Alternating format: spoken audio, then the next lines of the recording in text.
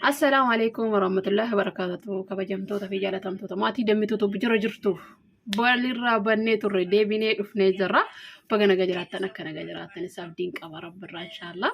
Akkam jirtu nagaa keessanii an nagaa keessatti qaamaa guutuuf maatii kiyya hunda waliin isin nagaa jirtu hordoftoonni kiyya. Har'as wanna baay'ee nama ajaa'ibsiisutu jira ture. Guyyaa har'aallee Wallagga Dambidolloo keessatti barattoota yuunivarsiitii irratti lolli addaa tokko uumameeti. Ijoolleen baay'ee miidhamanii jiru. Rabbiin uummata keenyaaf nuuf haa barmatu. Wanni goonee dandeenyullee tokko illee hin jiru. Uummata keenya Rabbiin isaaniif haa barmatu. Tokko Oromummaa isaaniif qofaaf kan du'anis ni jiru.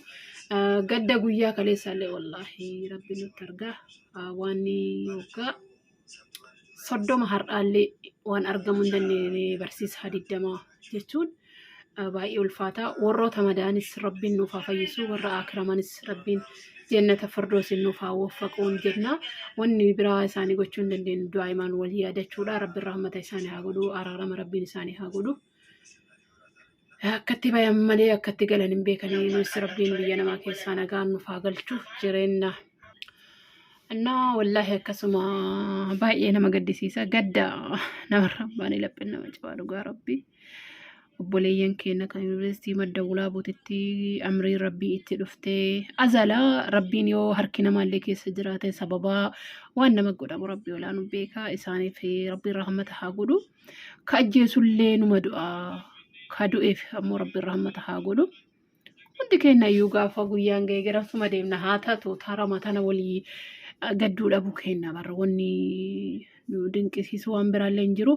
Uummata keenya ammas kan hafee kan biyya biraa keessatti illee biyya namaa keessatti illee ijoollee akka keenyaa kan mana namaa keessatti illee rakkoon hamaan irra gaara hunda isaaniitiifis Rabbiin isaaniif haa barmatu. Waan biraa walii gochuu hin dandeenyu dhugaa Rabbi baay'ee nu gaddisiisa. Ammas deebee barattoota Wallagga keessatti mana barumsaatti lolli irra banamee dhukaasa itti bananiiti.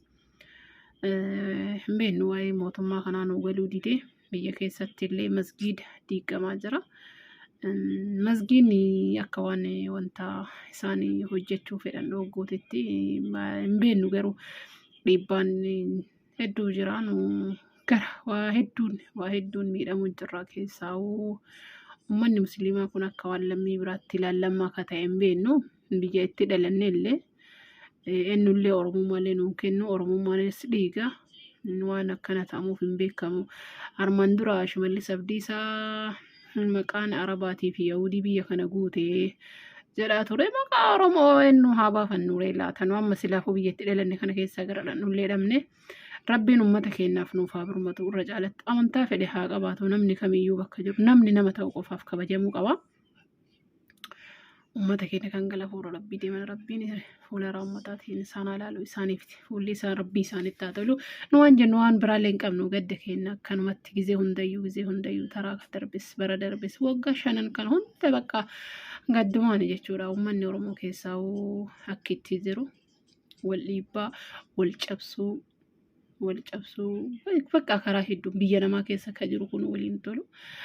Waan jennu hin qabnu kaa uummata keenya kan biyya keessaa barattoota isaaniis baay'ee nu gaddisiisee dhugaa Rabbi.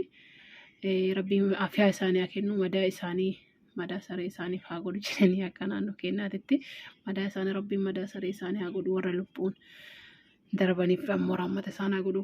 Warroota hospitaala Nageellee Arsii keessa yaalamaa jiran saniifis mootummaa abbaa qabeenyaa kan Nageellee Arsiititti Dooktar Guddataallee dhugaa Rabbiin sarara haa jalatu.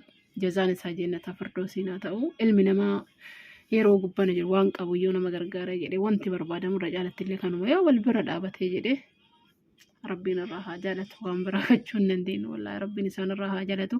Dhiibamaa keenya sanniin qachi jiran barsiisota keenya sanniin illee Rabbiin nuuf haa fayyisu. Warra du'aniifis Rabbiin rahmata isaanii haa godhu. Madaa warra madaa'eefis qabbana Rabbiin haa godhu. Waan biraa uumaa walii godhuu hin dandeenyu. Hagattee matanaan wal bira dhaabachuudha. Sagalee walii ta'uudha.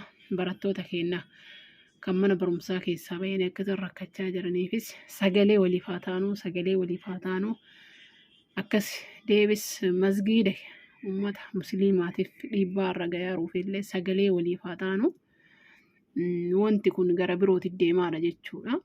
Hanga har'aatitti uummata mana irra diigaara magaalaa guddisuuf maal jedhani maal rakkoo qabamee dhaattaa uummanni mazziin irraa diigamu kun amantaan qabu moo akkamii ani wallaahi giraa nagaleera baay'ee nama gaddisiisa uummanni keenya biyya namaa keessatti mirgisaa kabajamee akka fedhe jiraata biyya isaa keessatti ammoo manni amantaa isaa irra diigama namni nama ta'ee galuuf bayuun rakkoo itti ta'ee uummata keenya rabbiin isaaniif haa birmatu.